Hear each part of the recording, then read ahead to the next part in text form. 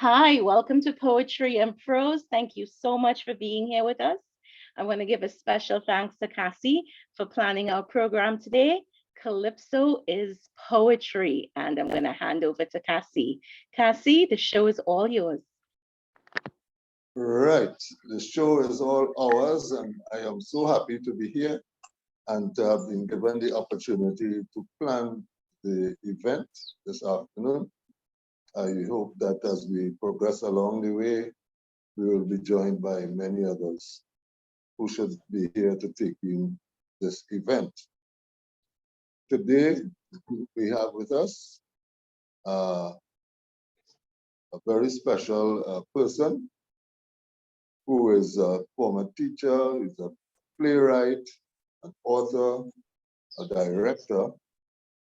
And when I was reading his profile, you know, I saw where he has been given so many accolades and received so many awards and distinctions in his work in the art. And so let me welcome Professor Master Zeno Obi Constance. Okay, I like the part with master. Yeah, very nice. I too, I saw it in the profile and I said, yeah, this is so, you know, I have not seen that anywhere. I mean, you know, like for people in the arts and so on, you know, people get master's degrees and so on and so forth. But, you know, being called a master, you know, really denotes your distinction among us. And we are very, very to have you here with us this afternoon. Your presence is most welcome, in spite of, I know. Thank you very much. Yeah, man, I know that there are challenges. We all have them in different forms. And being aware of your challenge, I would just want to get into the interview at this moment so that we can proceed smoothly. So once again, on behalf of Poetry and Prose and on my own behalf, let me welcome Professor Master Zeno Obi Constance. So, thank you very much. I mentioned a little while ago that I looked into your profile, I read your profile, and what I saw in it, that you are a calypso collector. Now, I know that there, of course, people collect all sorts of things, but a calypso collector is unique. So could you tell us, please, what inspired you to become a calypso collector? Well, I always liked calypso, but the collecting pass came when I left UE in 77. And I decided I want to start keeping the calypsos. So I would go and keep live shows, calypso fiesta, tents and so on. And then sprung along who was collecting before me, who had this very large collection, gifted me about 4,000 calypsos. I, 30, 40 boxes of cassettes. That greatly helped to start to develop, my collection. And the passion I had meant that I went everywhere and collected. I would be on the radio all day when I'm home, taping and editing and collecting the calypsos. And all the shows I could find, Black Traditions and Art, definitely. I mean, I even for instance, I would be judging calypso shows, these not the national ones, and I would have my tape on the table with me. Try to keep as many calypsos as I possibly could keep. And it's a good thing. I got a little problems along the way. I mean, at Canal Park one year, I remember a fellow saw the red light on my my taping machine and called the police. Tell me you're not supposed to be taping the people and them. And once in a Black Tradition and Art, I remember, I think it was Ayaguru came and said, can't record the Calypsonians. But I used to persist, even in secret. And I'm glad today, my collection is very big. And there are a few of us like that. Teddy Pinero, George Maraj, uh, others, Sean Ramdu, who have very large collections, and it is at the service of the people. Right? Whenever people want a calypso, and they ask me, I just pass it on to them. Like I tell them, it's not my calypso. It belongs to Sparrow. It belongs to Kitchener. But I'm just the holder of the work. So that's how I became a collector, and I'm still collecting. You know, despite the fact that I probably have thousands and thousands of calypso. Very good. This is excellent work, man. And let me say here too that it is because of your collection that I was able to select the calypsos which we will be reading this afternoon here. You know, and well, you're as I said before, you're a playwright, many distinctions and awards, and we are proud of your accomplishments. You know, one of us hail from Point Forte, I believe. And so could you tell us briefly of some of your best experiences in the field? I know you just spoke about some of the challenges and the hassles you got, but there must be moments in which you felt a great joy in doing what you do. Yeah, well, if you're talking about the plays, I, in looking into my future, when I was at school, I would have never believed I was going to be a playwright. Right? When I left school, I was thrown into the river, and I just wrote something, and it wasn't too good. And after that, I developed as a playwright. And many productions over the years. Got to see my productions have been done at secondary schools festival, you know, over 100 times. And my plays are the syllabus for O-level theater, A-level theater, and at UWI for the elements of drama course. So it's, you know, it's been a long journey, and then I got spurred on by Roll Gibbons. I got into the calypso musicals. I've written a few of them. The best known one is the Roaring 70s, about the Black War Revolution of 1970. That one has been done in New York and a couple of places in the Caribbean, and I took to Best Village and so on. So it's interesting. But like everything else, there's a competition involved, and you know, you get disappointed in the competition. But that is life. Yeah, that's right. Always see that, yeah. But calypso wise, there have been there are no real challenges. I mean, I feel competent to talk about calypso now without having to research any topic. I mean, when you give me these questions, I just say, well, I know them already. I was going to say, let me say this, that Professor Role, who just died recently, he had conceived the idea of a calypso course at UWI 25 years ago, I think. And then Louis Regis, who died a few years ago, was on body kind of colleague in the calypso thing. He taught the course for the first 10, 12 years, and I took it over in 2011 until last year. So I did lecture on calypso. So you know, I know the calypso inside out, but its history and its development and, you know, style and so on. I don't know. Right. I've written a few books, I suppose. That takes care of that, but it's always interesting. I was just about to mention that fact about your authorship, you know, because on Friday, I was in Port of Spain with a friend who was looking for a book, you know, on Carnival and so on. And I mentioned your name. We saw, he was actually looking for a particular book, you know, which we didn't get. But I saw in one of the bookstores, I saw The Man and His Calypso, which is about Brother Valentino. We ought to be hearing two of his poems here today. So in that aspect, you know, of you publishing, publishing books, there is one that is called Tassa, Chutney, and Soka, a study of the East Indian contribution to Calypso. I believe that was published in 1991, I think it was.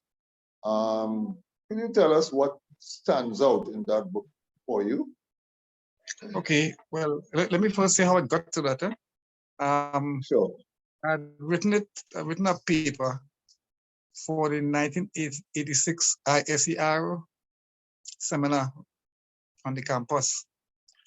Actually, I did the lecture at City Hall. There were several lectures. Short Pants had one, Libby Wages had one.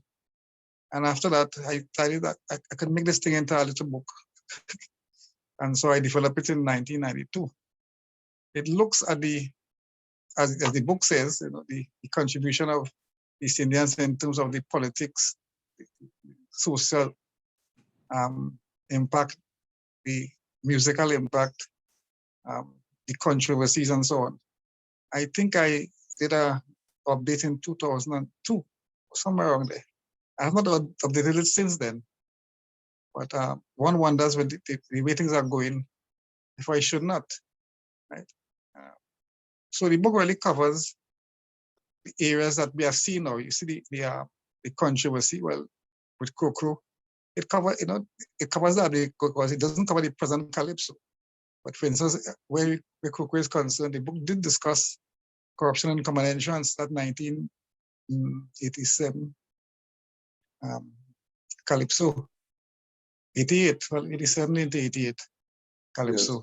Yes. It does look at the history of East Indians coming here and the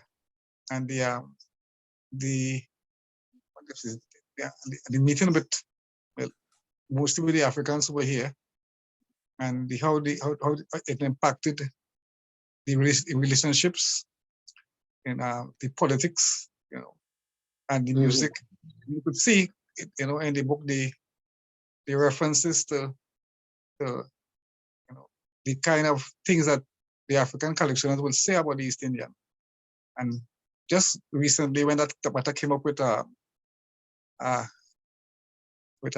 Kamala with the social name, I did write a paper on Facebook going through the history of the collectioners, how they deal with African names, all the way back to Killer, talking about Indian people with African names, and Indian people with Creole names, and basically laughing at them because they didn't have, because of the Indian names. So I think the book covers all that, and every now and then when something comes up in the society to deal with the Indo-Afro politics, sociology, music, and so on, I just go back to the book and pull a page or two because it's unwritten. I just have to update to the modern, not modern, but to more recent Calypso situations. Right. That's all, but it is there already, and maybe one day I'll do a republish of it. Well, you actually answered my follow-up question, which was to do with how would you update your book today. That what you mentioned there about Indians taking so-called, let's call them Creole names, that is something dear to my heart. You wouldn't believe. I have a habit, which I think is a good one, of not wanting to, or even calling Indian people, especially of a certain age, let's say over 50, that kind of thing, both men and women. Because I tell them, I say, I know you must have an Indian name, and I would prefer to call you by that, and then they give me the name and so on. And that, that works out quite well. That's really dear to my heart. So I'm glad you mentioned that in your response there. There is so much more, Zeno, that we can touch on. But suffice it to say that I'm pleased with what we have heard thus far. And I wish to encourage those in our audience to Google your work. And this is, by the way, and this is also something you mentioned about the article.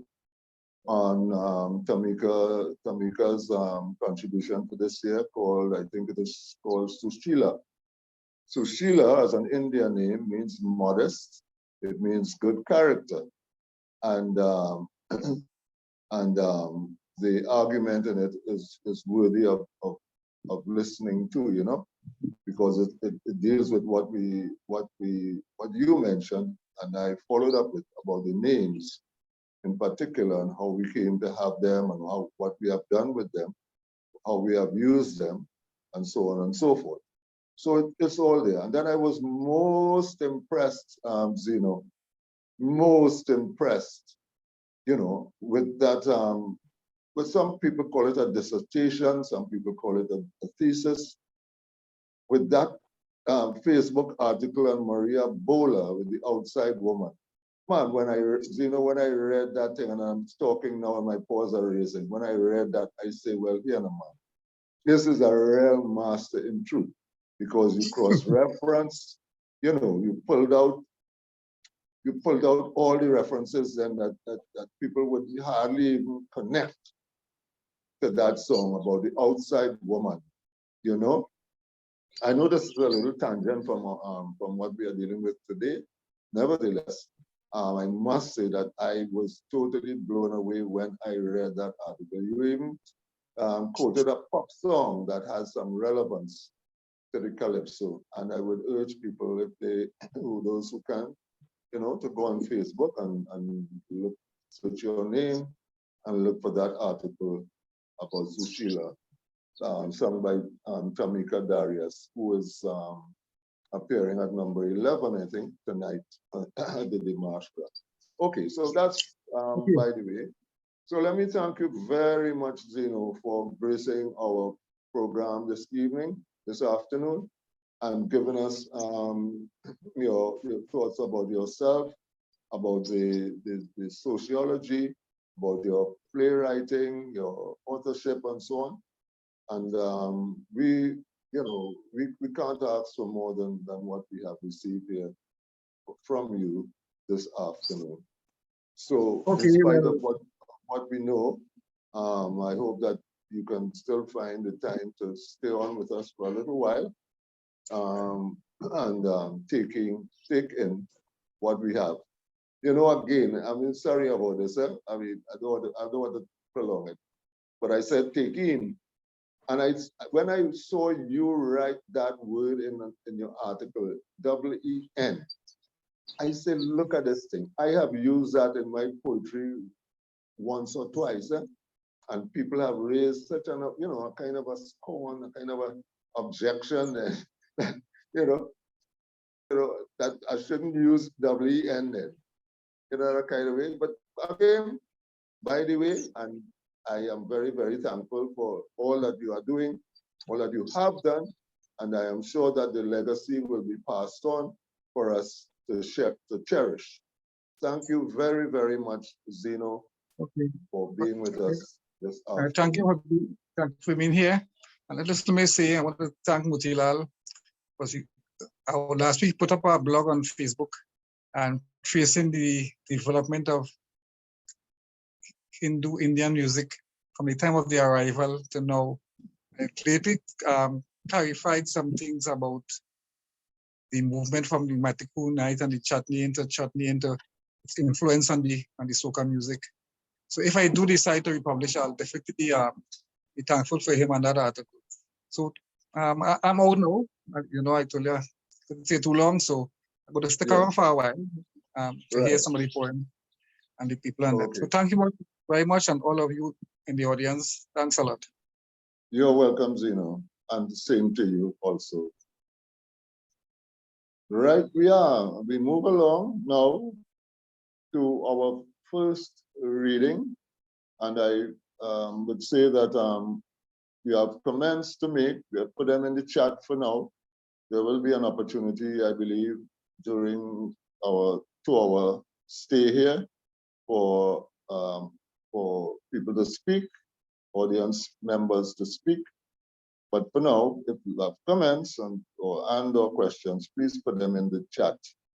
We move along now to our first reading by Dayana Ramsaran, and she is reading Calypso by Brother Valentino called Carnival Story. Dayana? Okay, thank you for the introduction. This is Brother Valentino's Carnival Story. A newspaperman interviewing what I think about Carnival in this country asked me to give some frank opinion, but I refuse to comment on competition. So then I swing the talk the other way. I turn to this man and I say, if it's about Carnival you want to know, I told him so in this Calypso. Carnival is such a beautiful scenery. Carnival is a gift from the Almighty. Of all the places in the world, in Trinidad, you will see how all them races join as one family. But when Ash Wednesday come and pass, the people is go back to their race and class. So the only thing to bring them together is mass. The newspaperman stand up like he is. Of what I say, he was so amazed. I said from a togetherness point of view, I could prove what I'm saying to you is true. But since Carnival is the topic, on that subject I rather stick. So again, I start to sing my melody about Carnival to he.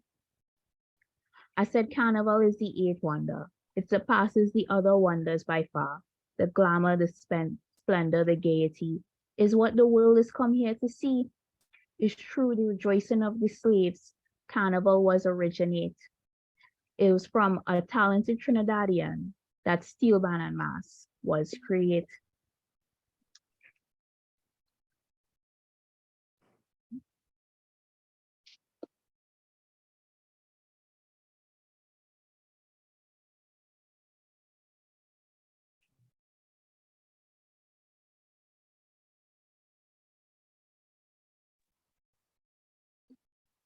Comment, Cassie? Are you through there, Dayana? Dayana? Yeah, that Okay, was. then. Okay, then. Thank you very much. Very much. Great. Good start. Brother Valentino's Carnival Story.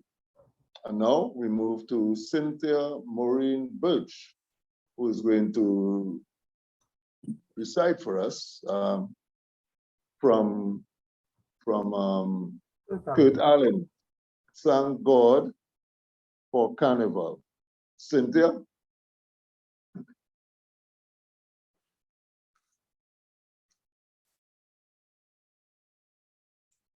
Cynthia? Yes, thank you. Sorry. I thought I had unmuted, but I'm here now.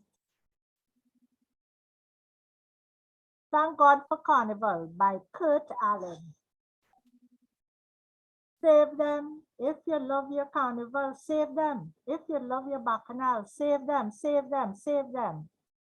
Thank God for Carnival. Wo ya yo. Thank God for Carnival. Wo ya yo. Do you know the meaning of Carnival? The history of Carnival? When you're winding low and you're winding slow, did you know Carnival was a pagan festival, a fertility ritual? When you're winding low, when you're winding slow, it was all about the flesh, to celebrate the flesh, elevate the flesh, decorate the flesh, the nakedness, the shamelessness, the worthlessness, and all the calmness. But then on the flip side, TNT Carnival does save this country from so much bacchanal. That's how we release the beast, when we feast and sing. Thank God for Carnival, wo ya yo. Thank God for Carnival, wo ya yo. You think Blue Devils then will relax when government keep raising tax? Thank God for Carnival, wo ya yo. Thank God for Carnival, wo ya yo. You think Jab Jab will be playing mass or in front Parliament jabbing up some? All now is jump, jump, jump, jump, jump, jump, jump, jump, jump. They jump in from Big Stone and Boulder, run, run, run, run, run, run, run, run, run. They're running and ducking for cover. Wave, wave, wave, wave, wave, wave, wave. They would be waving for rescue. The wicked things politicians do. Is the carnival saving you? Thank God for Carnival. Wo ya yo. Is the carnival saving you? Thank God for Carnival. Wo ya yo. Do you know the meaning of bacchanal? What is really bacchanal? When you're winding low and you're winding slow, some say it's spiritual, metaphysical, mystical, or ritual to ball. When you're winding low, when you're winding slow, it was all about the flesh, the lust of the flesh, craving of the flesh, worship of the flesh, the recklessness, the stupidness, the backwardness from the headedness. But then on the flip side, pan and panorama that saved this country from all kind of drama. That's how we release the beast when we feast and sing. Thank God for Carnival, oh yeah, yo. Thank God for Carnival, oh yeah, yo.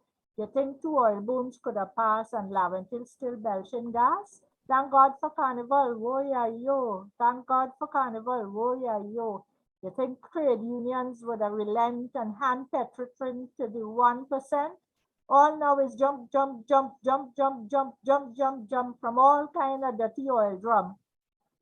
Run, run, run, run, run, run, run, run, run to Venezuela for asylum. Wave, wave, wave, wave, wave, wave, wave, wave, wave.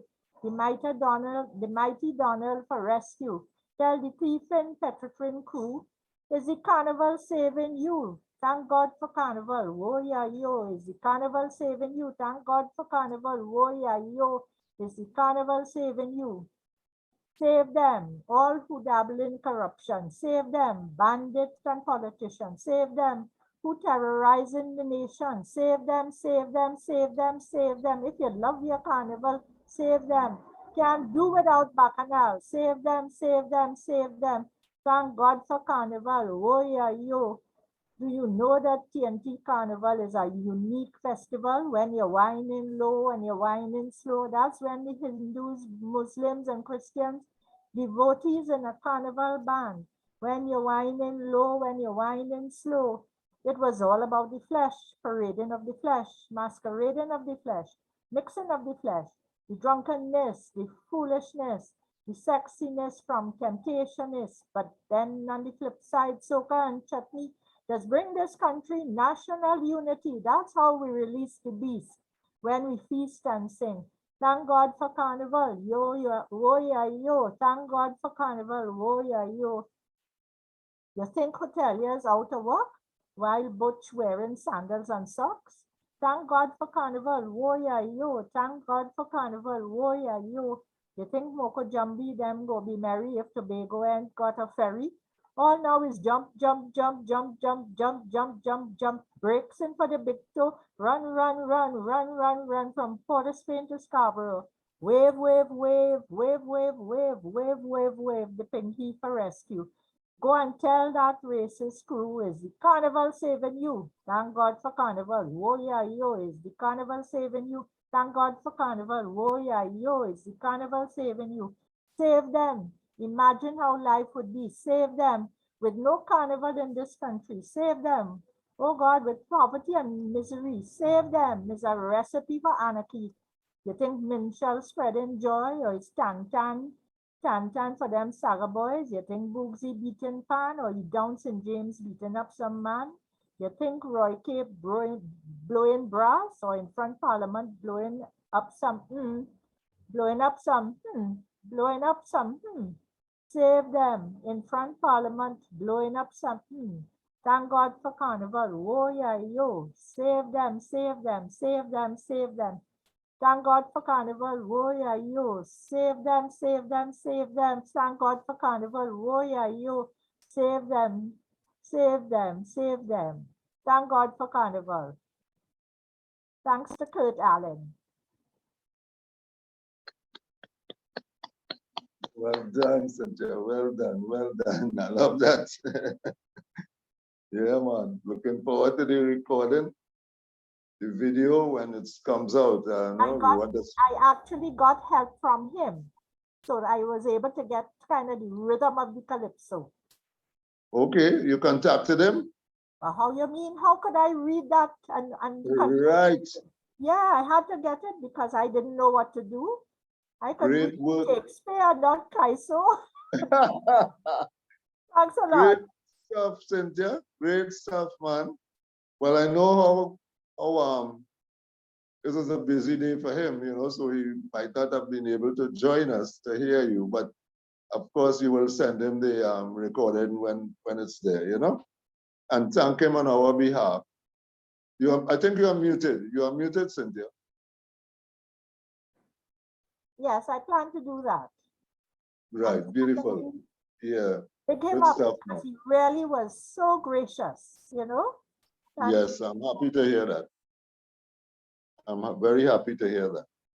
So that was Cynthia Maureen Birch reading for us Thank God for Carnival by Kurt Allen. And now we move to Keeron Isaac, who is certainly here with us.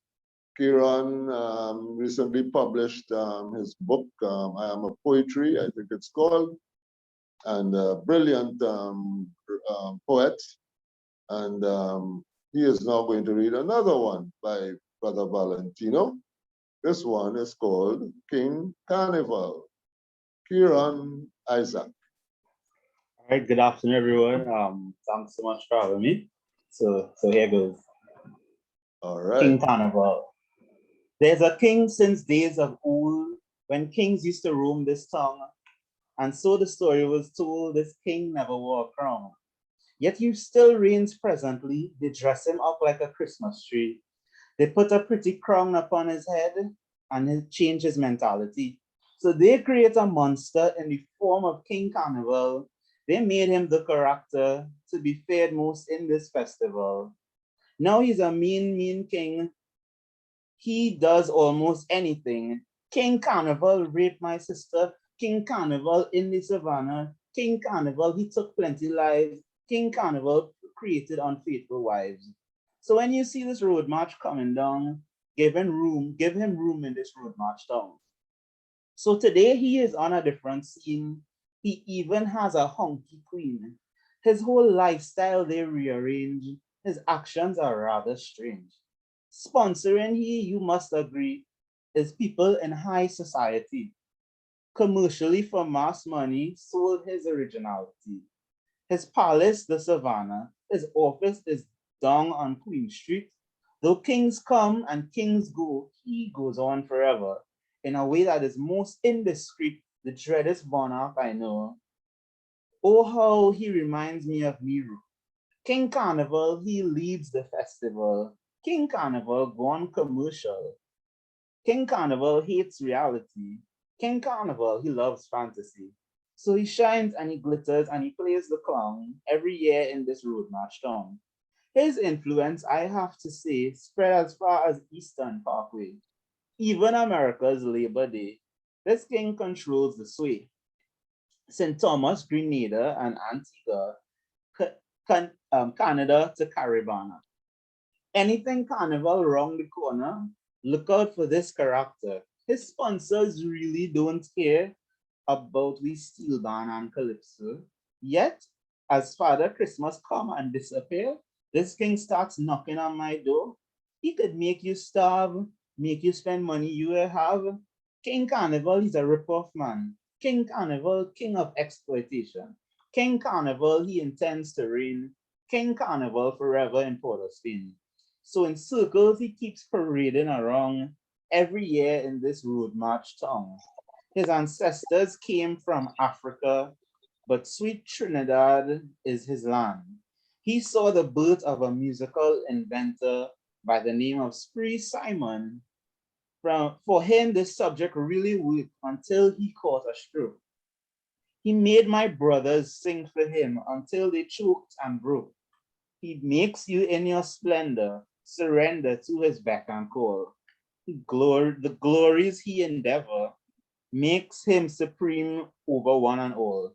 Complexes he keeps creating is through him we start competing. King Carnival, he adds frustrations. King Carnival to panmen and calypsonians. King Carnival, he gets all the dough. King Carnival, he controls the show. And then he makes you jump up and down and around every year in this road march town. So that was King Carnival. Thank you very, very much, dear Keeron. Yeah, man. Well done. Thanks for coming on. Thanks for coming on. Thanks for having me. Yeah. Yeah. Remember, You can put your comments in the chat until such time that we can speak to each other on the platform.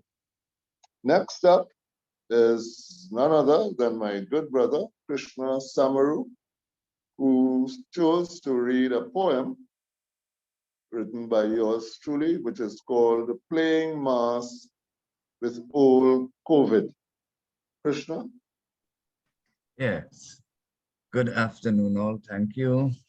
Thank you so much, Cassie, for giving me this poem.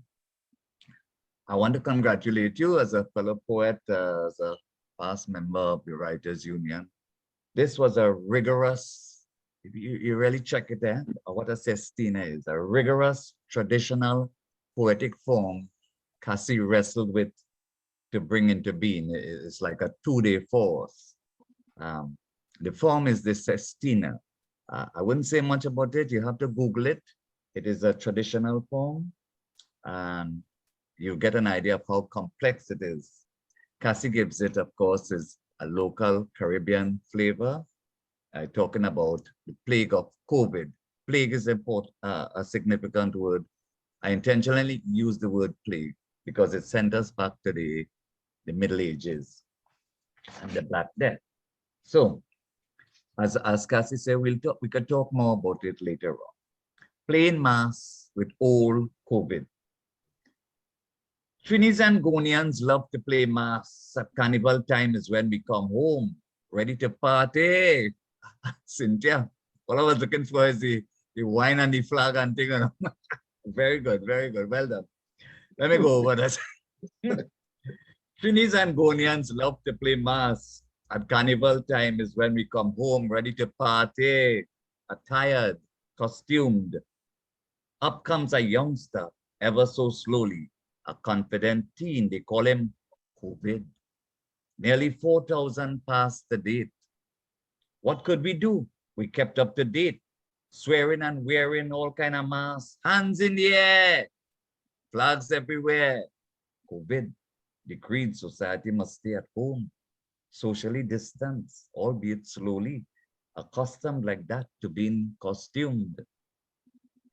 Ancient traditional skimpily costume, a beginning and end, a fixed date, not you, Dudu.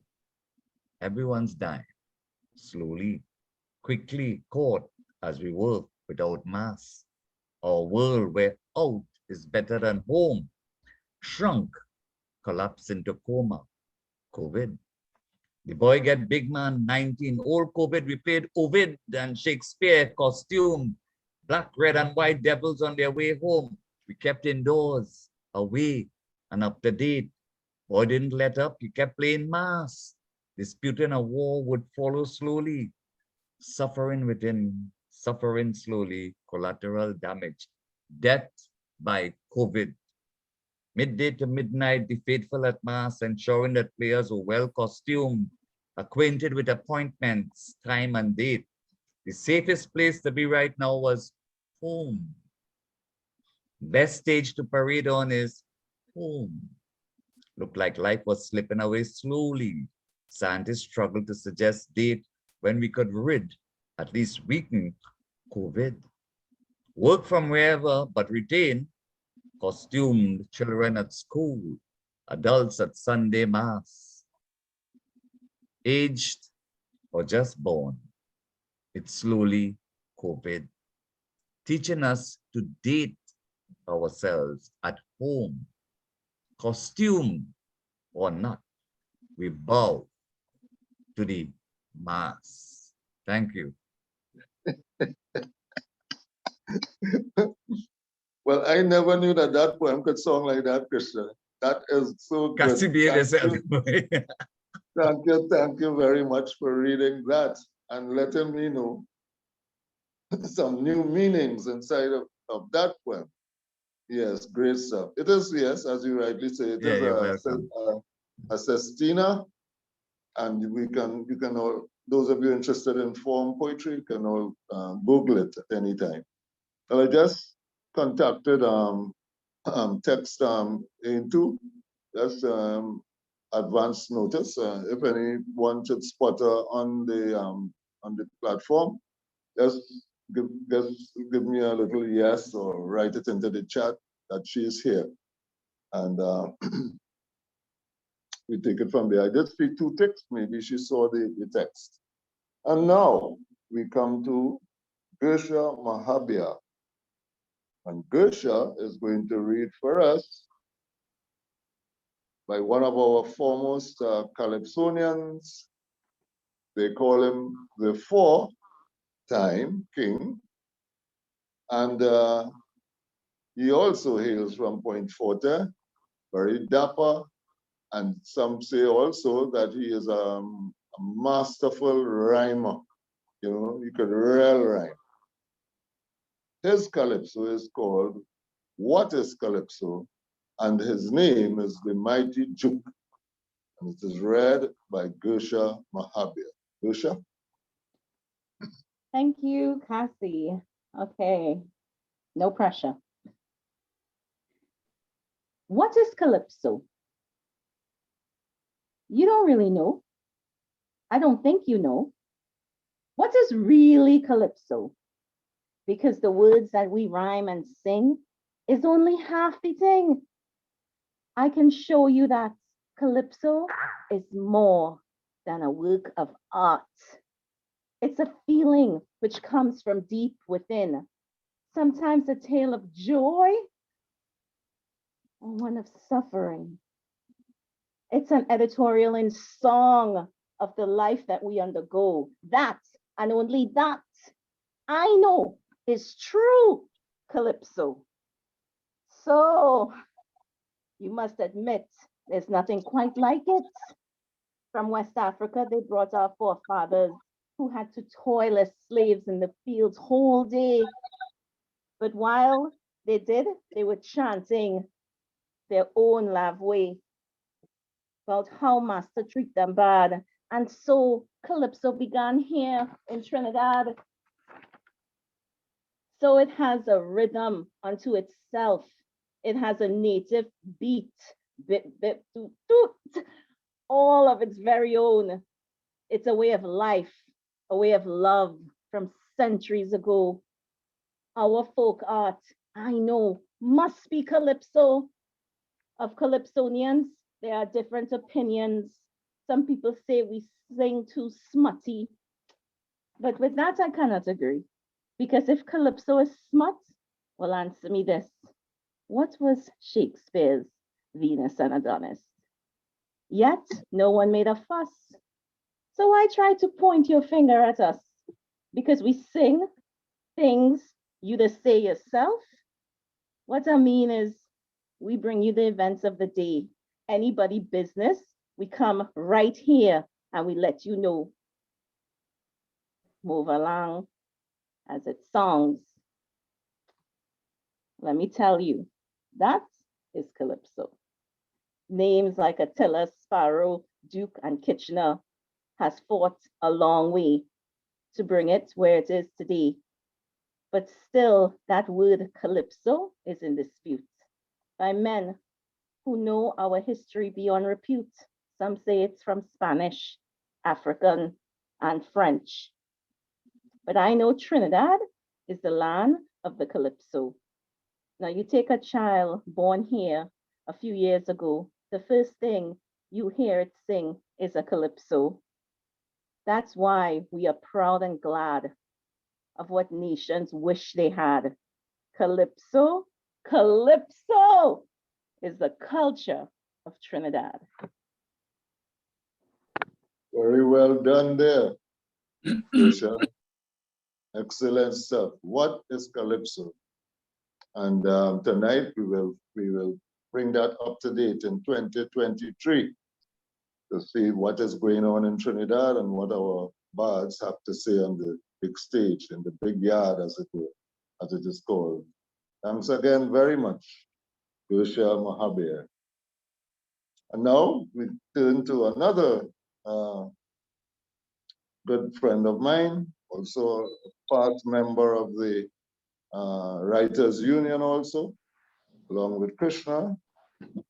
This is no other than Vishnu Gozain, and he has chosen to read a poem entitled Jaffo the Calypsonian. Please come on and entertain us, Vishnu. Good afternoon. Good afternoon, sir. I'm here. Yep. Okay. The poem I'm going to read is called Jaffo the Calypsonian. It's taken from Ian MacDonald's collection, Jaffo the Calypsonian. Jaffo was a great Calypsonian. Fire et up his soul to sing and play calypso iron music. And when he was small, he made many colored ping-pong drums and searched them for the island music. Drums of beaten oil barrel daubed in triangles with stolen paint from a harbor warehouse.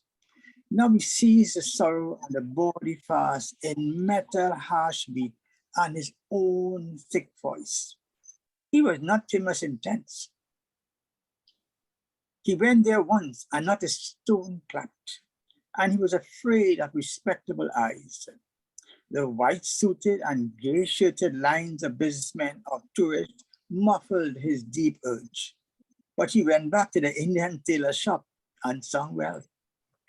And to the Chinese and seasick shop on sponsored calypsos. And in the scrap lots near the dry river, lit by one pitcher lamp, he would pound his ping pong and sing his hoarse voice out for ragged, still-eyed men. But in the rum shop, he was best. Drinking the heavy, sweet molasses rum, he was better than any calypso man. In front of the rows of dark red bottles, in the cane-scented rooms, his clogged throat rang and rang with staccato chant. Drunk then, he was best. Easier in pain from the cancer in his throat, but holding the memory of it. On the rough floors of rum shops, strewn with bottle tops and silver-headed corks and broken green bottle glass, he was released from pain into remembered pain.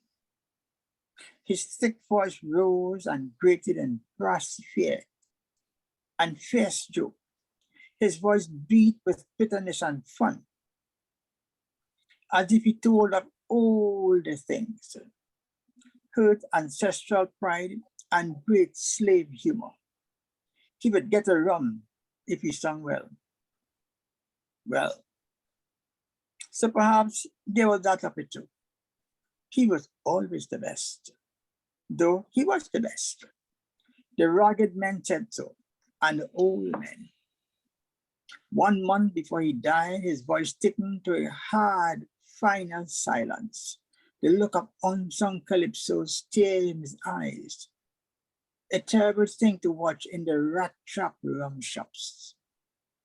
When he could stand with pain, he was taken in the public ward of the Colonial Hospital. Rafik, the Indian man who in Marine Square watches the birds all day for his God, was there also. Later he told about Jaffo in a long, mad chant to the rum shop men. They laughed at his story. Until the end, Jaffo stole spoons from the harried nurses to beat rhythm on his iron bedpost. This is a very sad poem, I think. I met one calypsonian named, and actually what Ian MacDonald wrote is what I saw. I met this fellow who had sung a few calypsos, and he never went to the tent, never liked going there.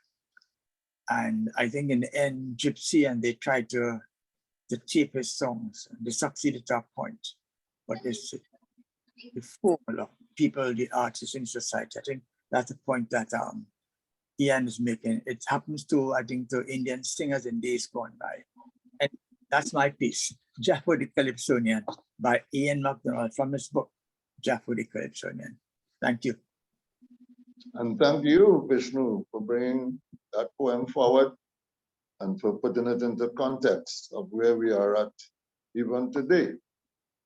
Well done. Good choice. And we Thank love you for it. Yeah, we love you for it. And now we want to do a little special something. Thank you, by the way, for informing me of Eintou's presence. Eintou, we will be with you shortly. At this point, we have a nice little introduction. In the Calypso tent, we might say, let's welcome the Lord Intermission, you know, or something like that.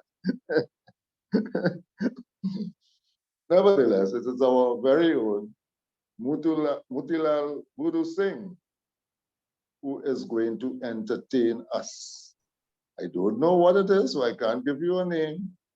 And I am happy not to know, because I, like the rest of you, want to be surprised by what he has to offer us at this point. Bring it on, Motilal Budu Singh. Thank you, Kasi.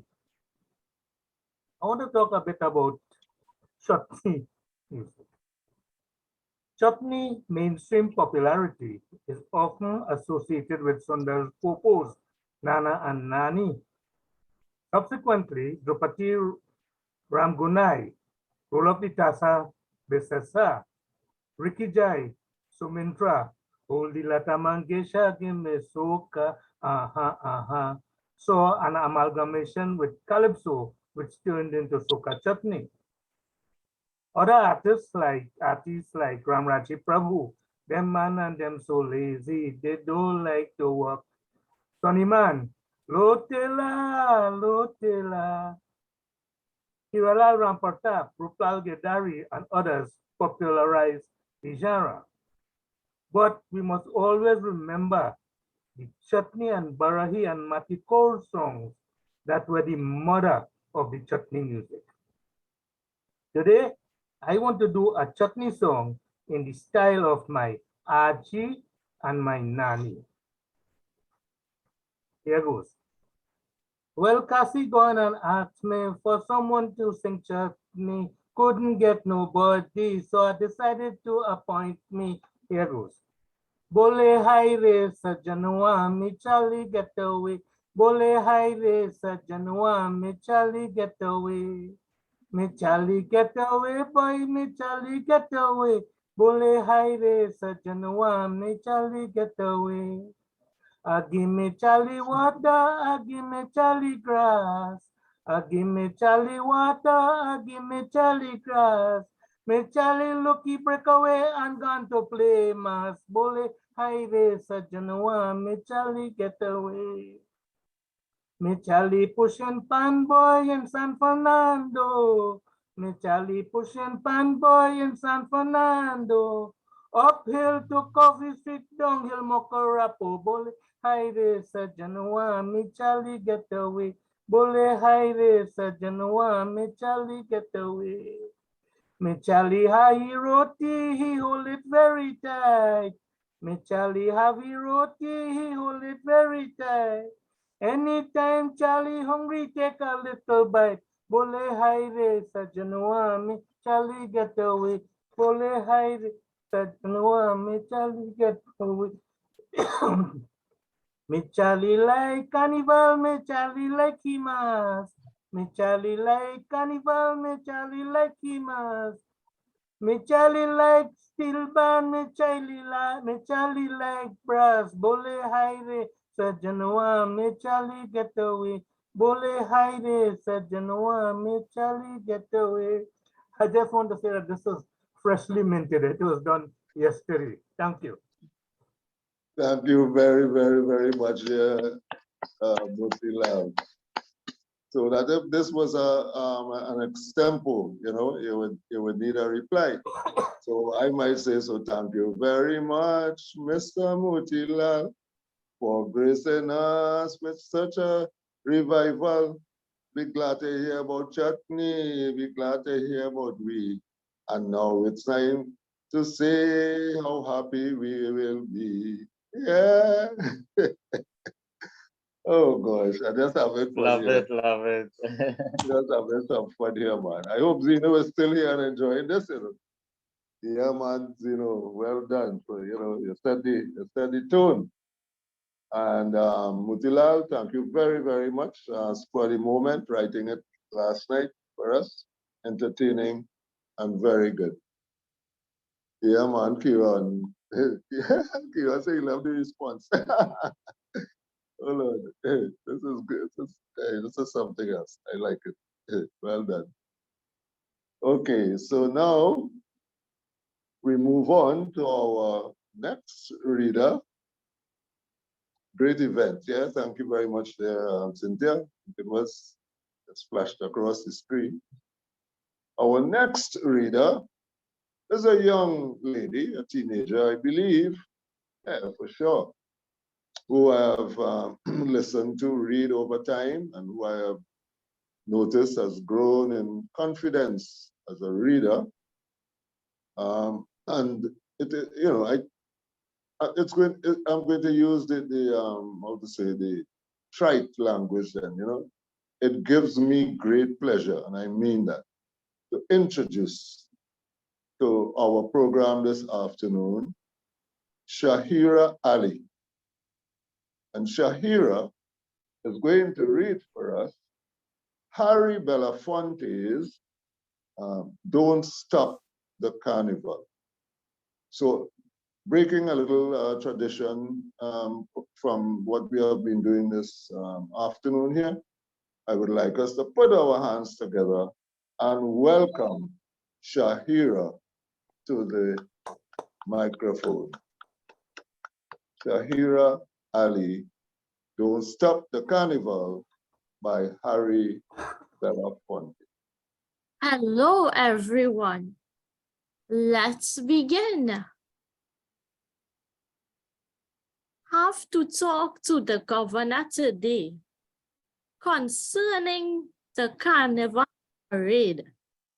Have to talk to the governor today concerning the Carnival parade. In Trinidad, people running wild. Governor say, no Carnival. A big riot, police and thing, a picket sign, and the people start to sing. Lord, don't stop the Carnival. Carnival is a Creole bacchanal. I would make no fuss if you cut up the Christmas. Have no fear if you cut up the New Year.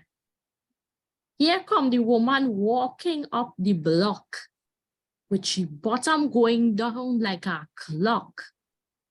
Here come the woman walking up the block, with she bottom going down like a clock. No Carnival, the woman said. Oh Lord, you better off dead. Show me the way to the governor's mansion. I'm going to have me a recon session. A little boy can't be more than 9. Standing on the corner speaking out his mind.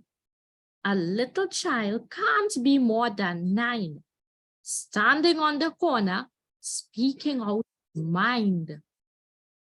He said, we must unite. Oh yes, stand up for your right. Contact the governor. We want action. I speak before the young generation. Believe me, people, what I say is true. You know, Harry wouldn't lie to you. Believe me, people, what I say is true. You know Harry wouldn't lie to you. Man, the governor, he went mad, arresting all of Trinidad. Oh, he made a big mistake. Just some things that Trinidad won't take. I tell you, friends, it's a part of history. Carnival time is a big necessity. I tell you, friends, it's a part of history. Carnival time is a big necessity. Half the world couldn't sing the songs they sing about Carnival and all the joy it brings. Oh Lord, it made me glad. Carnival time is back in Trinidad. Lord, don't stop the carnival. Carnival is a Creole bacchanal. I would make no fuss if you cut up the Christmas. I have no fear if you cut up the New Year. I wouldn't think you mean if you cut up the Halloween. I don't care what they say if you cut up the May Day.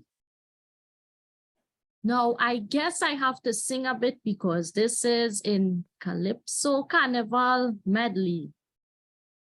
Tell your friends it's a big calamity. Carnival time is a big necessity. Tell your friends it's a big calamity. Carnival time is a big necessity. Half the world couldn't sing the songs they sing from Carnival and all the joy it brings. Oh Lord, it make me sad.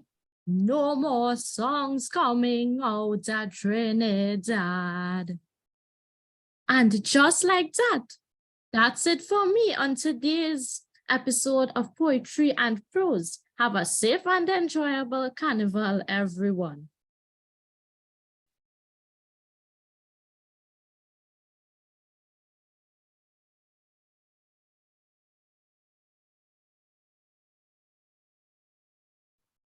Cassie, you're muted.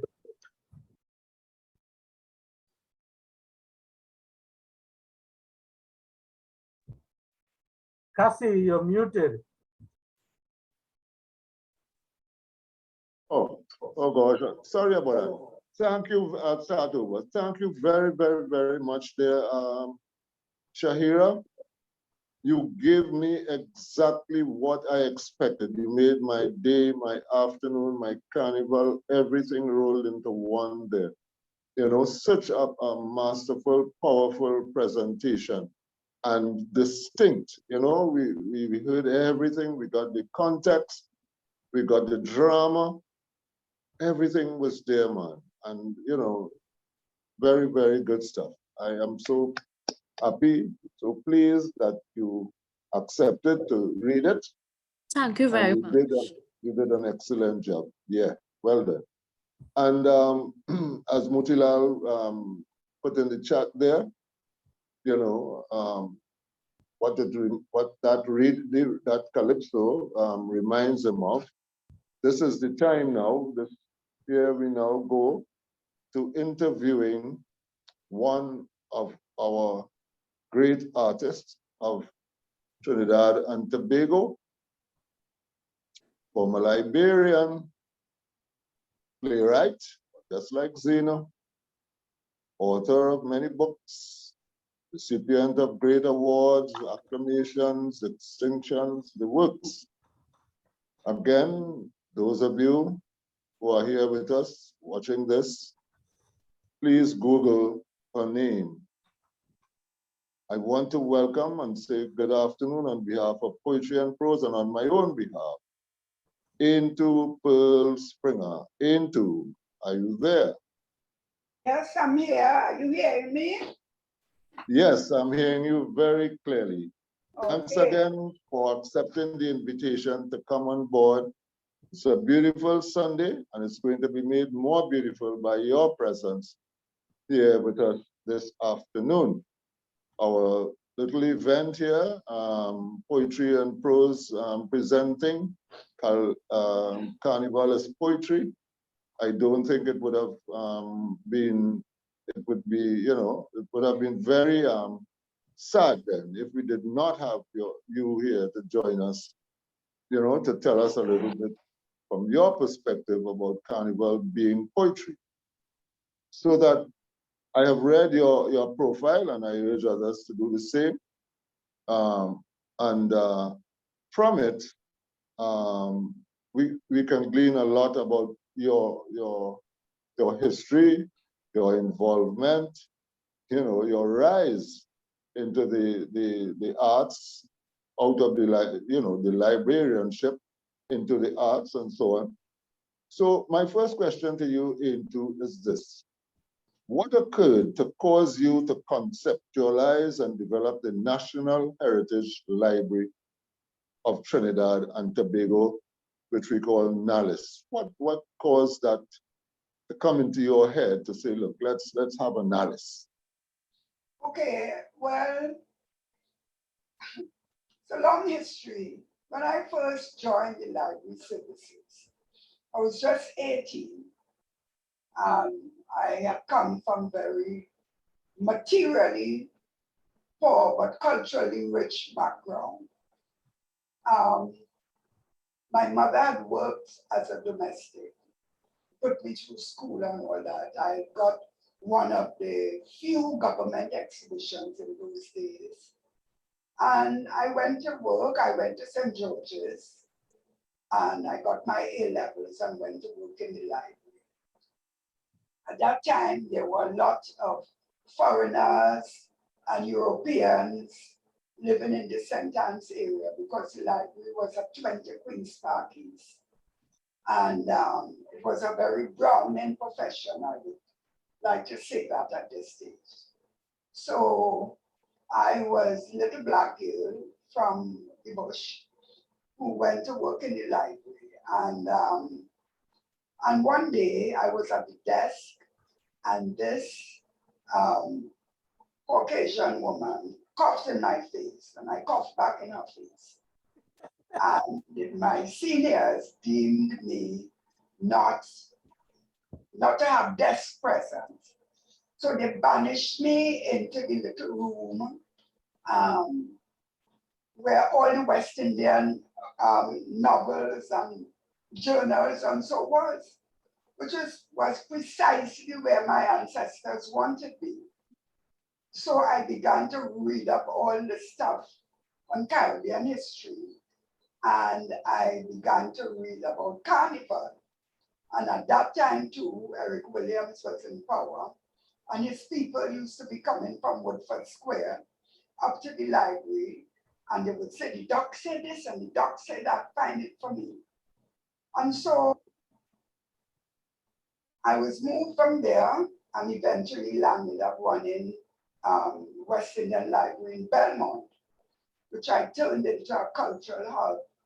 And then the call came from Pamela Benson to be part of the group conceptualizing the National Library. And my thing was the National Heritage Library, so that I was able to move the collection in Belmont and from the Knox Street Library and fuse them together to form the National Heritage Library and to continue to do all my cultural work. And I must say that the Calypso play, sorry, not Calypso, the play that I have penned in poetry for Carnival, Camboulet, that we just did again successfully, continuously for 17 years, is in poetry, and it encapsulates all the knowledge and all the reading and all the interest I gained at the National Heritage Library, especially in that little pokey room where they put me, and fused very well with my own ancestral links that I remember from Santa Cruz. So that is a long answer, but I hope it satisfies. All right, yeah, it does, it does. And I omitted to say earlier that that Calypso by Harry Belafonte, it spoke about that that governor that made Trinidad mad, and that is, I think, the very governor who we had to take off his horse, so to speak. at the Kambule riots. But we'll talk about that a little later. So you are an internationally recognized poet, a playwright, and a cultural activist, highly acclaimed with multiple distinctions and awards. And we are indeed very proud of your accomplishments. So could you tell us briefly of some of your experiences? And this is a quote from your profile. So tell us a bit about some of your experiences in using a combination of literature, history, theater to empower youth in challenged communities. That is a long, painful, hard story. I think that, you know, this society is complicit in the criminalization of young Black youth by there being no monuments to the young Black youth. By there being no monuments to their history, to the achievements of their ancestors. Because they live like aliens in this place, and what will an alien do but destroy? I have so many heart-rending stories. I'll just give one or two about using the art and culture to empower young people.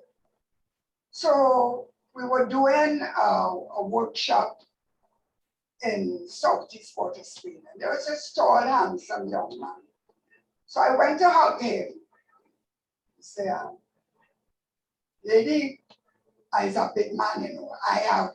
I have gun and wife. He said, but to me, you're a little boy. So, and we started to work with him. I cast him in one of the major roles in the little production that we were doing. At the end of it, that child was the sweetest, warmest child that you could think about. All the aggression and all of that, the disrespect had gone. And, you know, and I have another example of a little 15-year-old again, who we were working in school. I have written a special shortened Kambule version for schools. And one day I went to the school and I said, where's so-and-so? The principal said, I have to speak to you. But he wrote me a letter saying he wants to be an assassin, and I will be the first one he will pass out if I get in his way. I said, and they called the police and they expelled him and all of that. So I said, I'm asking you please, let the child come back. I will take responsibility for it. And I brought that child home by me, my own grandchildren, drumming, going on the truck, all stars, playing drum, meeting Marshall, Bungie, it was Carnival time. And when Ash Wednesday came, I said to him, you had to go back to school, what is your story? He said, my father don't take me on. You have an ex-boy child and you do mother with me. And my mother living with my grandparents, and them is Christian. They don't want me to play drum, they don't want me to sing, they don't want me to get involved in none of the things I like to do, which was, of course, all of these were expressions of African culture. I called up the woman. I said very unnice things to her. Very harsh things to her. Eventually, she was able to move out and go on her own with her beautiful son. That child is now creating music, writing songs, working, studying. These are just two examples. I mean, I could keep us here till next week, same time. Yes, I'm sure about that too. But it is very painful to me to see the gross neglect of the arts and culture that are the, I mean, our most prevalent, most important cultural art forms come from the belly of the African, in terms of the calypso, the pan, and all of that. And they still don't have recognition. They are still not used in the schools to give recognition and visibility. And I want to say something about this program that brings together African and Indian people, artists, which is a very important and important thing. And that problem does not exist as much in our Indian families. And as I talk about the education system, at the end of indentureship, the one thing that the Indian leadership did was to establish schools. Everybody laughed, call them cowsheds. But in those 62 schools, Indian people were able to hold on to their songs, their spirituality, their cultural forms that prepared them to make a positive contribution in the society while holding on to their cultural forms. For the African, who was stripped of all culture, all spirituality, and all of that during enslavement, no attempt has been made by generations of people who look like Africans to do something about that gap, that negativity, that absence of culture. In fact, African spirituality is still negatively referred to as phobia, without the understanding of the importance of that word. In fact, I hear some foolish woman in Tobago who just resigned as political something, saying that their party is being attacked by voodoo. Yes, Voodoo, I heard that this morning. Voodoo, the thing that saved Africans from enslavement in the Great Haitian Revolution. Anyway. Yeah, I heard that this morning, yeah, too, also, you know. That is sad. But here we are today. Thank you very much, Eintou, for, you know, putting all of that in context.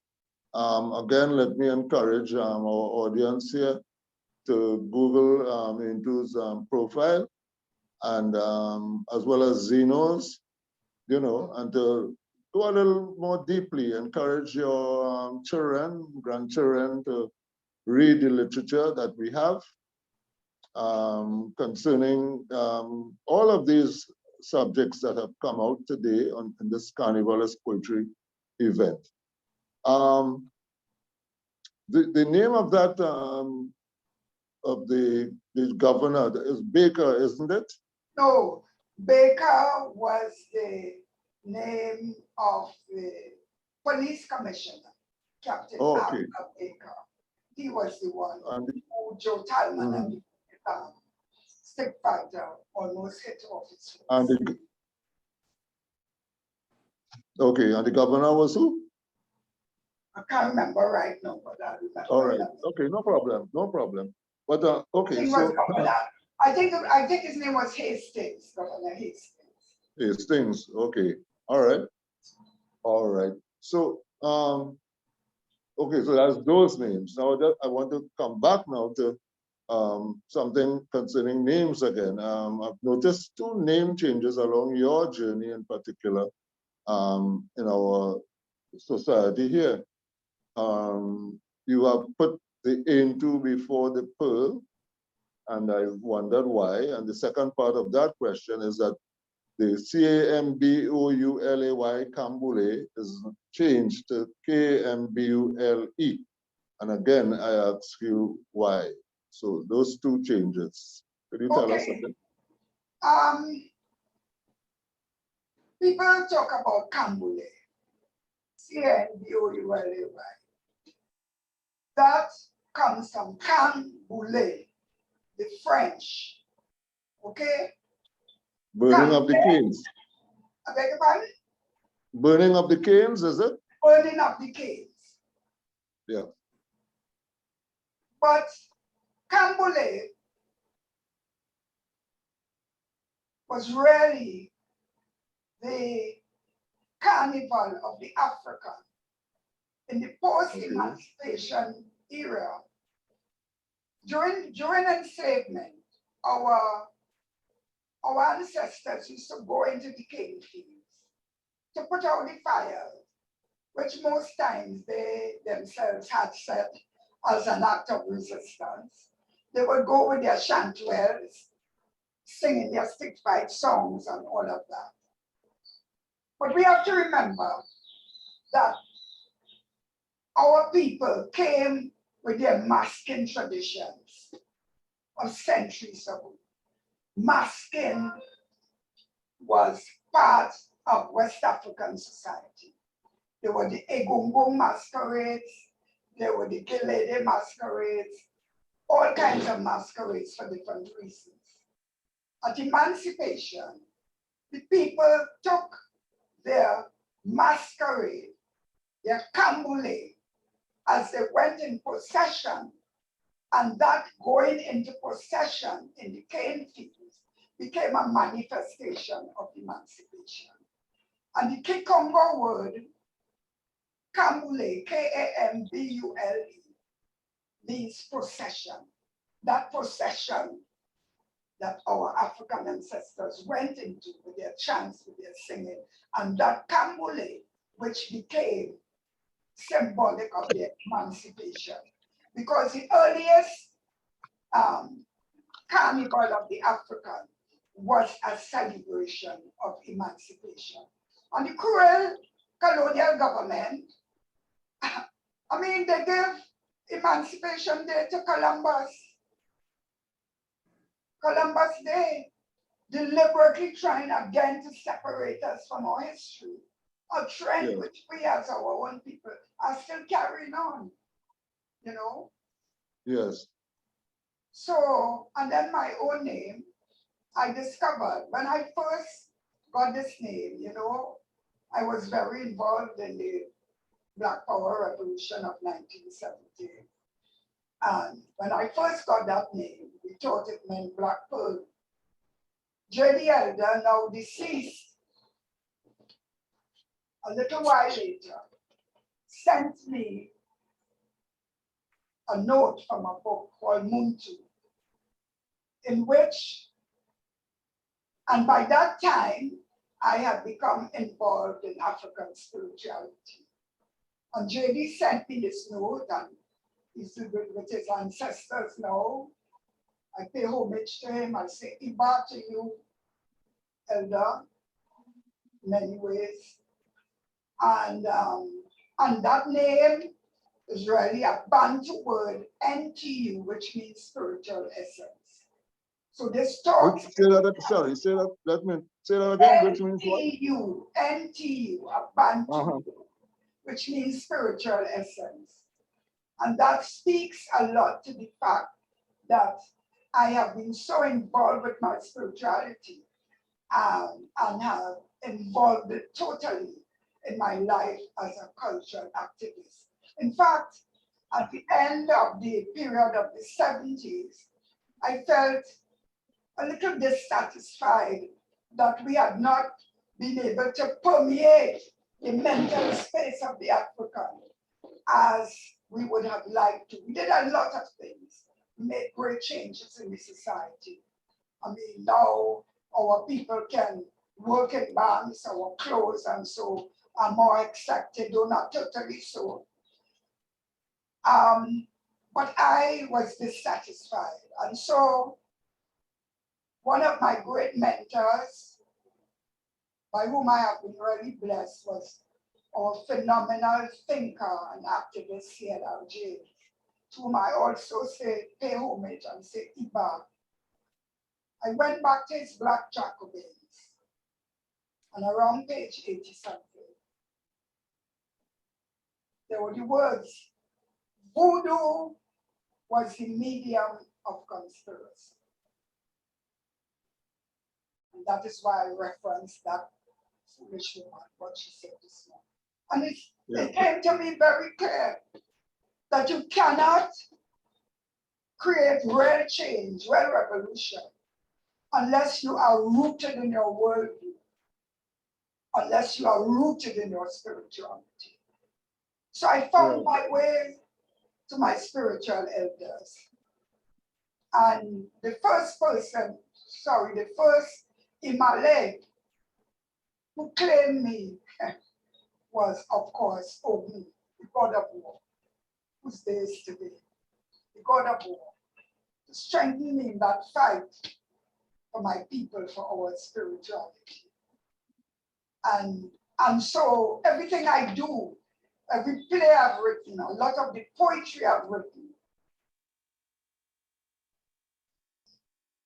makes that claim for our spirituality. In fact, a lot of papers have been written which shows that every single revolution on every plantation throughout this region was fermented and fueled in some way by African spirituality.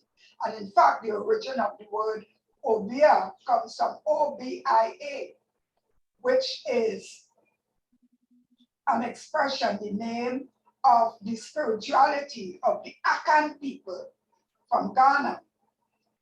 And they were the fiercest warriors. They waged war from Suriname to Tobago, to Antigua, to Barbados, to Jamaica. All the Maroons were Akan. And it was one of them who was deported to Haiti, Bookman, who was at the center of fueling the Haitian Revolution. So, as African people, we have to understand that our obia, our spirituality, has been the central force in our emancipation, and our lack of understanding of our spirituality is the force, is the reason why we are in the negative position that we are in. That is my full belief. The literature is there, all the documentation is there. It's just that it's absent from the school system and absent from our general knowledge base. Is that why every year when we do Kambule, I have to spend a lot of the first rehearsals teaching and teaching and teaching, teaching. Yes. Yes, Eintou. Well said, well done. Thank you very much. We are all enriched by what you have just taught us, educated us on. And I'm sure that many of us will take that into our everyday life and living. The connection with the spirituality, of course, being uppermost, and the education of our young ones being paramount, and the general connection. I remember in NJAC, what we said, Africans and Indians unite. And that has stayed with me forever and ever. And it's glad to know that it's still extant within our thinking and our going forward. Thank you so very, very much, Eintou, for gracing us with your presence, for accepting this request to do the interview. And I will urge members of the audience to visit your reading room, the reading room in Dallas that is named after you, and where you will find a lot of what you spoke about, where they punished you in that little room in the beginning, is now your big room, And I'm not saying big, I'm not saying in the ending, of course not. I'm saying it's now your big room as the continuation of the legacy continues. Thank you.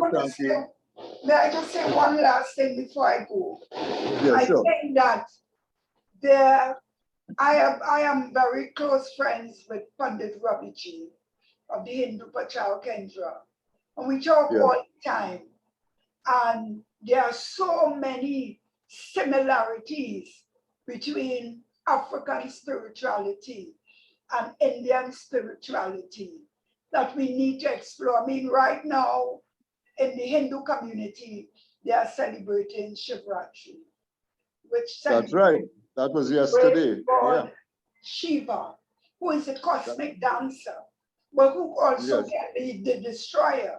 And that is exactly the thing with Shango, who is also the cosmic dancer and the lightning, and who is the wrought of God he can destroy. And I can do that so much too.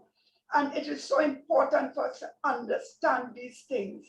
But Yes, the it is. excessive Christianization of the education system and the fact that there is no space for this kind of conversation to happen in the That's right. society, you know. That's right. It's important That's that right. in fora like these, we extend it to these similarities, which can really bring unity beyond the machinations of politicians to our two great peoples.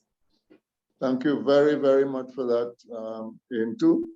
Yes, so joining with Eintou in saying we're belated because it was the great day was yesterday, Shivratri, and in the community in which I live, I'm surrounded by folk who would have celebrated that and who told me about it, you know, and the fasting and so on.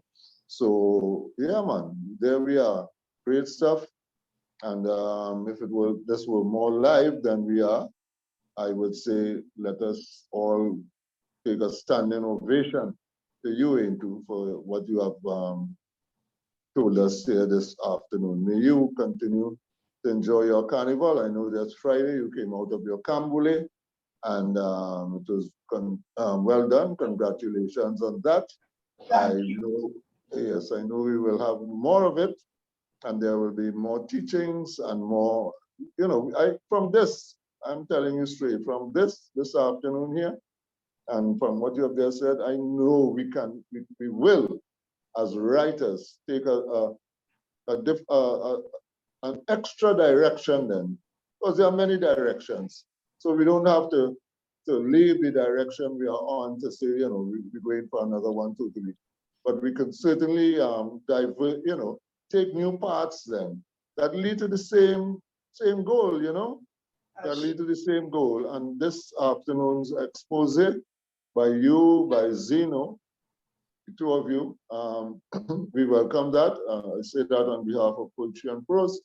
We welcome that, and this recording is going to be a masterful one. And make sure and send a copy of it to you so that you can probably spread it out to others. Thanks again, Eintou. Thank you very much. Thank you. We are at Cambule going to open a group for children. So the teaching will continue through the theatrical arts. So beautiful, beautiful. God bless. And now, yeah, blessing too. Bless you. Okay. And now, directly following upon that interview is none other than our main man, Motilal Budu Singh, who is going to read from Eintou's book of poetry called Survivor. Just want to say a little thing about that. I remember judging primary school and senior school children because that was the theme poem for National Poetry Day one year. And I remember judging that, and you know, one of the things that I had to tell them was that the stress, because the poem says, I am survivor, that the stress was not so much on the I, but on the survivor aspect of it. And here now is Motilal to read from that book by Eintou Pearl Springer, Survivor. He is going to read Cambule. Thank you, Cassie. Just a small correction about Mahashivratri.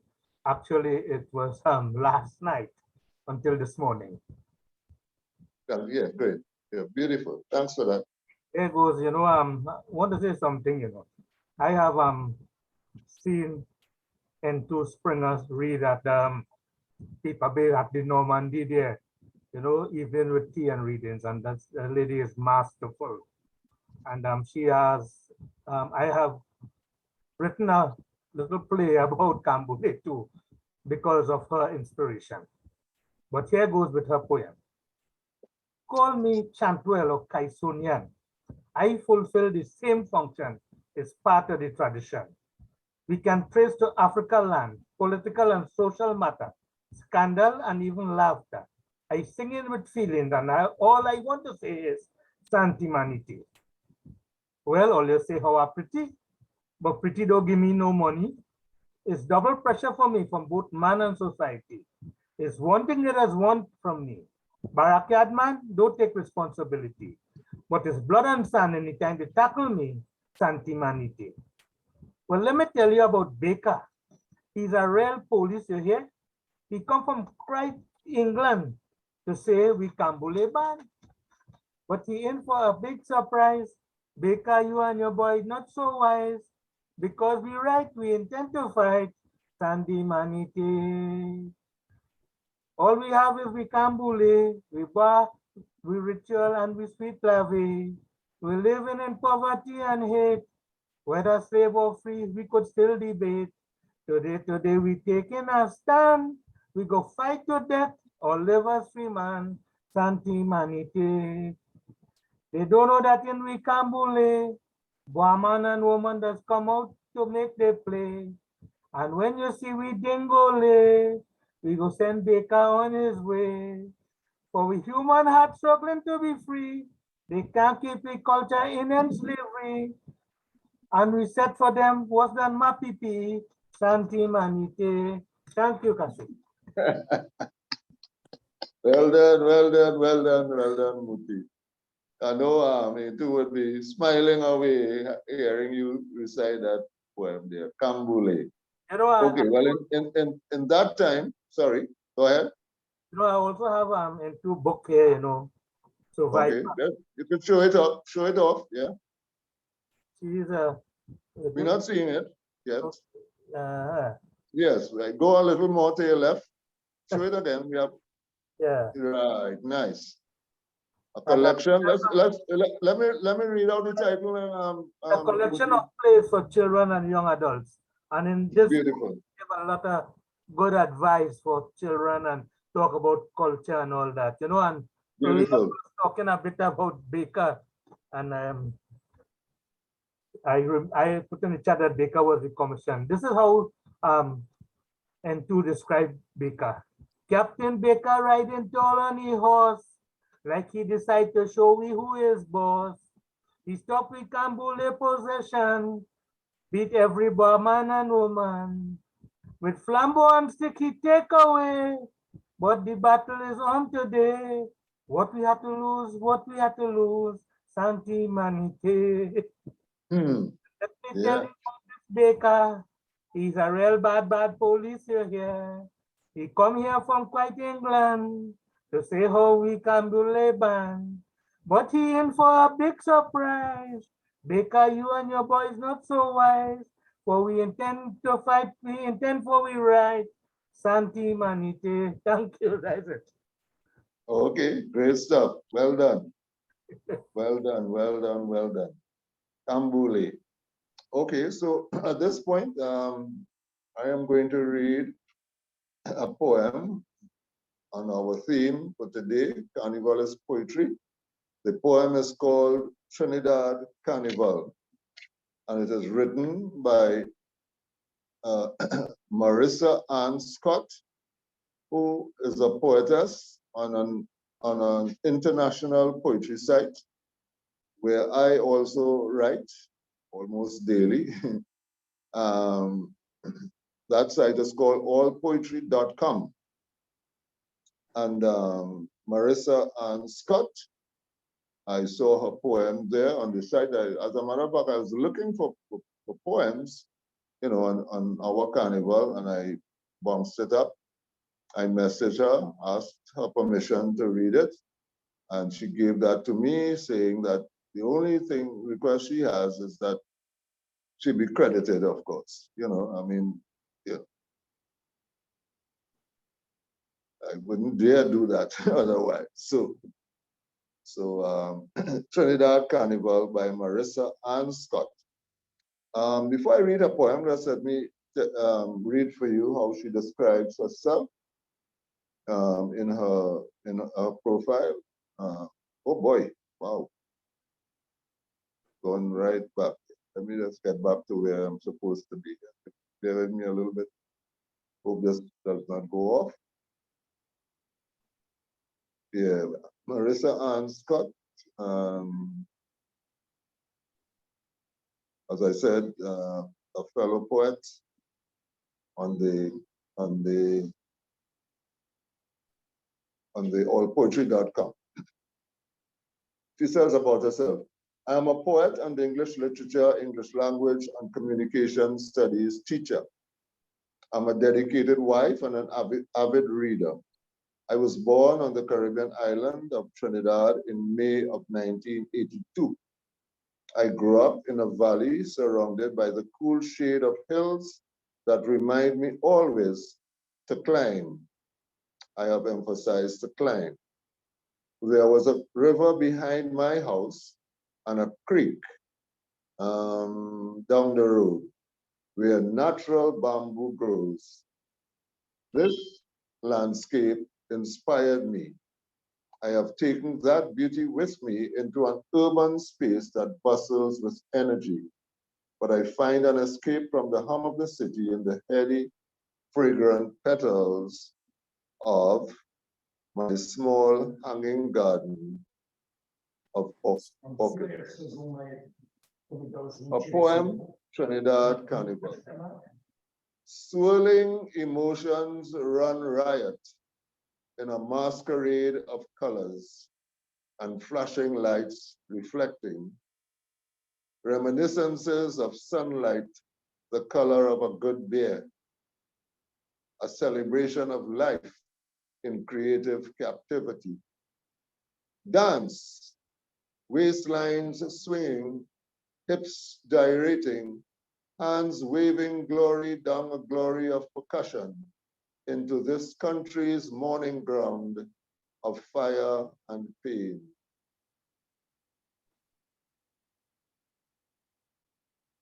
A mass for the inheritors, and the sacrificial lamb stands with splayed legs, winding onward toward the sailor covered in white powder, both wading against the historical waves of sugar-chained black skins. Luminous dust surrounds the eyes, and the blurred war paint of smiles beckons the eyes to the masquerader impaled on music's needling spike, waved by a blue devil spitting fire in your eye. But watch for the midnight robber waiting for your two-penny eye as Moko Jambi looks down Dame Lorraine blouse. Look at trouble. And steel pan man fretting. Well, who vex loss?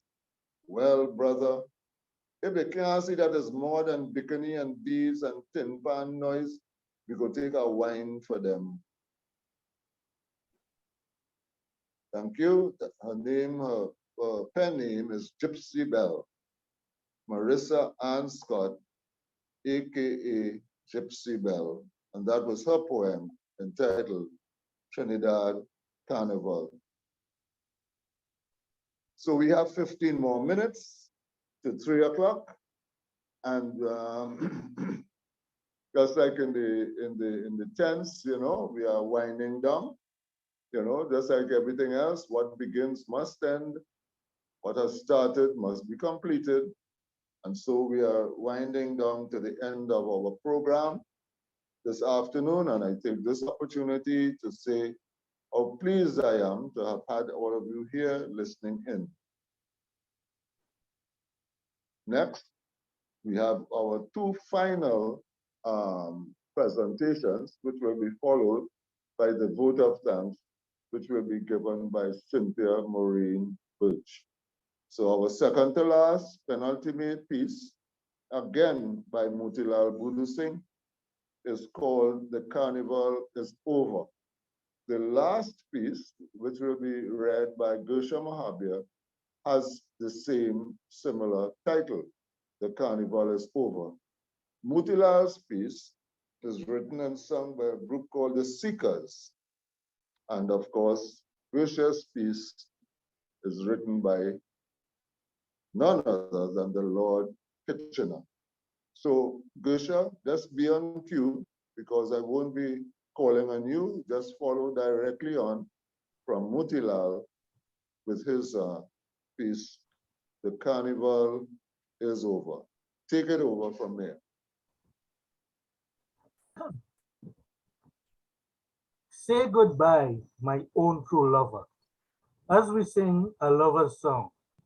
Oh, it breaks my heart to leave you, now that the carnival is gone. High among the dawn is waiting, and my tears are falling rain.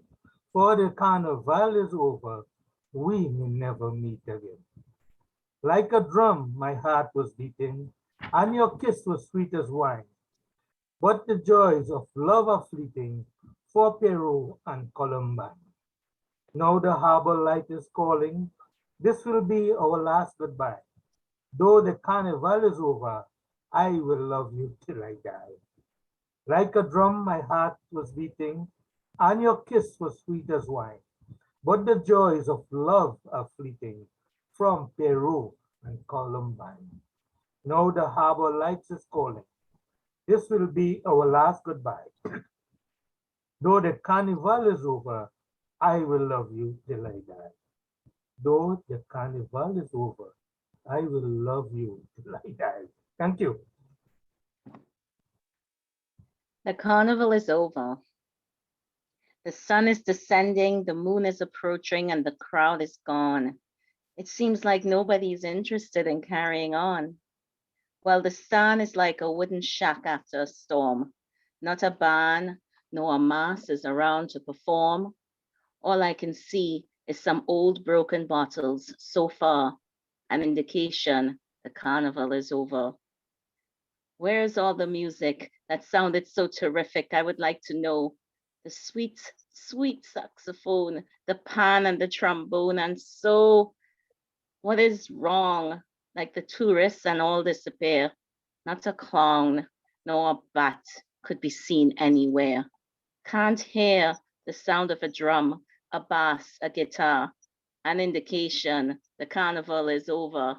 The sun is descending, the moon is approaching, and the crowd is gone. Where is all the music that sounded so terrific? I would like to know. It seems like nobody's interested in carrying on. The sweet, sweet saxophone, the pan and the trombone, and so, well, the stand is like a wooden shack after a storm. What is wrong? Like all the tourists and all disappear? Not a band, nor a mass is around to perform. Not a clown or a bat can be seen anywhere. All I can see is some old broken bottles so far. Can't hear the sound of a drum, a bass, a guitar. An indication the carnival is over. An indication the carnival is over.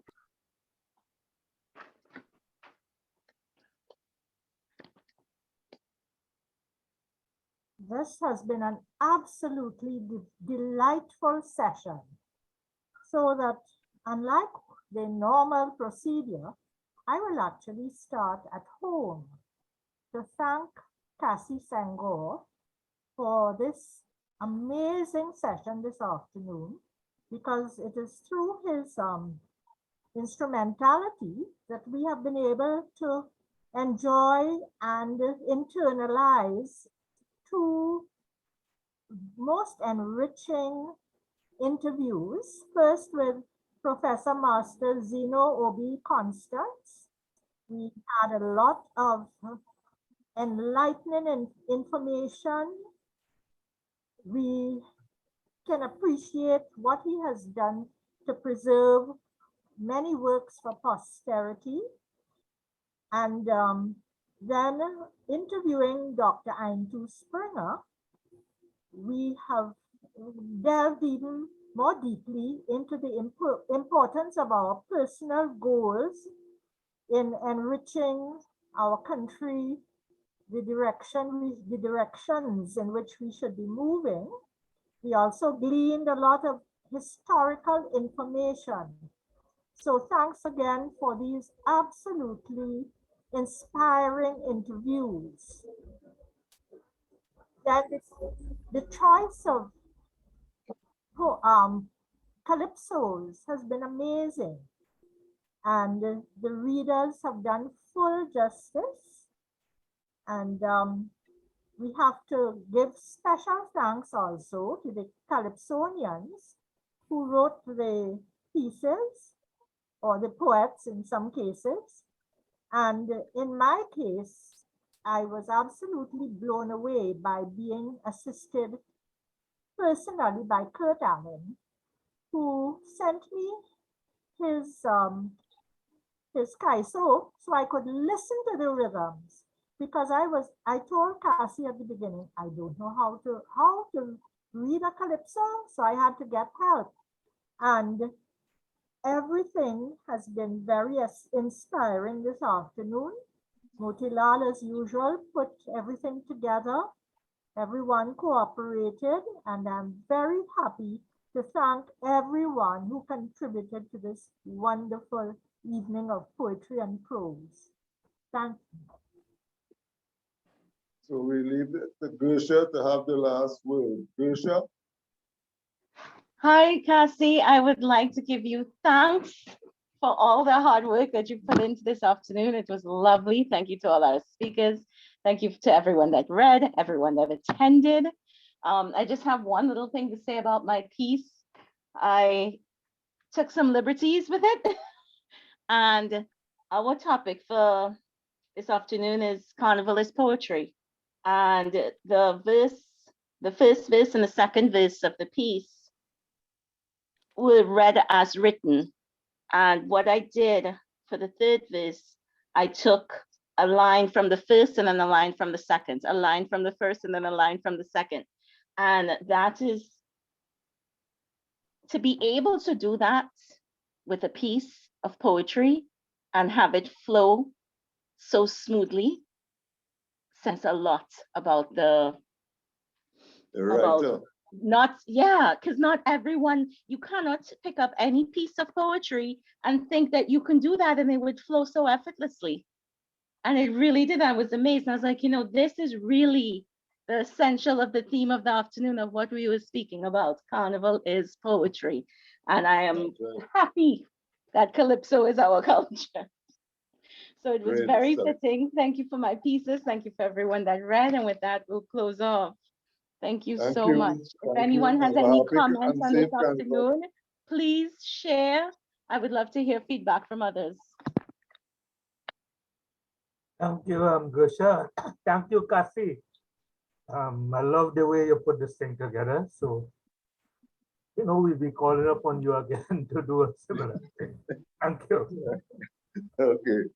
Yeah, man. It was so great to have Zeno and Eintou. at my age, I could probably call them by their first name. So thanks again. Okay, so we'll have a little chat after Gershia stopped the recording. Okay, sure.